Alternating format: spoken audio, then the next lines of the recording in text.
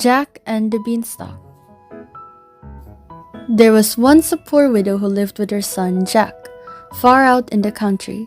Jack was good-natured but lazy. When at last there was no money left to buy food, Jack's mother told him to take the dairy cow to market and sell her for a good price. On his way to market, Jack met a strange man who asked him where he was going with the cow. "I'm going to the market to sell her," he said.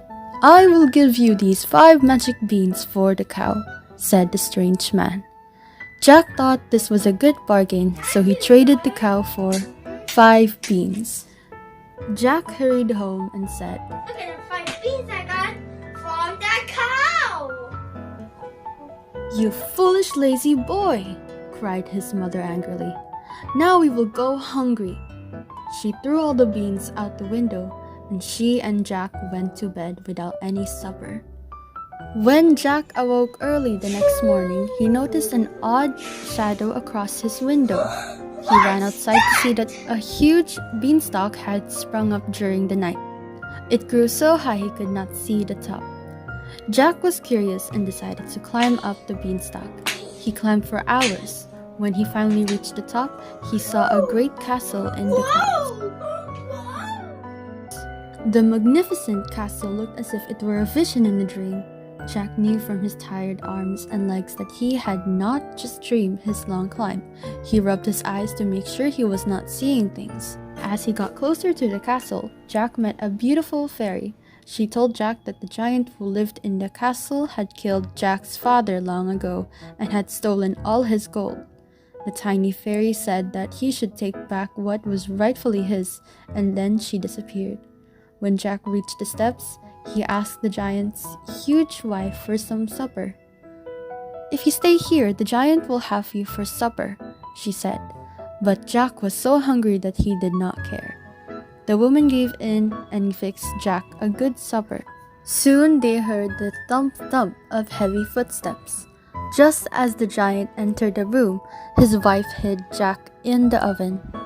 The giant sniffed the air and roared, "Fee, fee, fo, fo, I smell the blood of an Englishman." "It's just your supper," said the wife. The giant ate his huge supper in one huge swallow. Then he roared, "Fetch my gold coins!" The woman brought in bags of gold coins that had belonged to Jack's father. The giant fell asleep counting the money. Jack took a bag of gold and ran back to the beanstalk. He threw the bag down to his mother's garden and climbed down as fast as he could. Jack's mother was overcome with joy when gold coins rained down. They could now take care of their needs for a while. But then one day the gold ran out. Jack disguised himself and went up to the beanstalk again. He wanted more of his father's gold. When Jack returned to the castle, very tired and hungry, the giant's wife did not want to help him. "The last boy I helped stole a bag of my husband's gold," she said. But Jack was so polite that she finally let him in and gave him a drink of water. Just then, the giant's footsteps shook the floor. Jack barely had time to hide in the oven before the giant entered the kitchen and roared angrily, "Fee, fee, fo, fo, I smell the blood of an Englishman." "Don't be silly," said the giant's wife. The giant ate his supper and then he told his wife to bring him his hen. Jack heard the giant shout, "Lay!" When he peeked through a hole in the oven, he saw the hen lay a perfect golden egg. After he told the hen to lay 3 golden eggs, the giant fell asleep. Jack leaped out of the oven, snatched the hen, and ran. When Jack reached the beanstalk, he began to climb down quickly. He took the wonderful hen to his mother. The hen laid a golden egg on command every time. With the golden eggs, Jack and his mother were able to fix up their cottage, and there was always plenty to eat. After a while, however, Jack decided to climb back up the beanstalk. Jack sneaked back into the castle and hid in a large pot.